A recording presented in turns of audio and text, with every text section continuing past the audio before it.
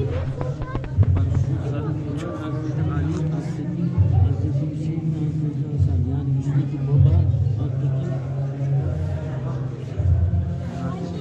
Hazreti Ali, sarıyı, o Hazreti Hüseyin, Hazreti Hasan, o çocukları. Kabir örtüsü Hazreti Ali. Şöyle bir parça. Hazreti Ali Kerbala'yı toprağı. Hazreti Ali Yok. Onlar da sakal. hayır yeşil şey ne sakalı? Ne sakal? Hani hangi sakal? Şu küçük olan.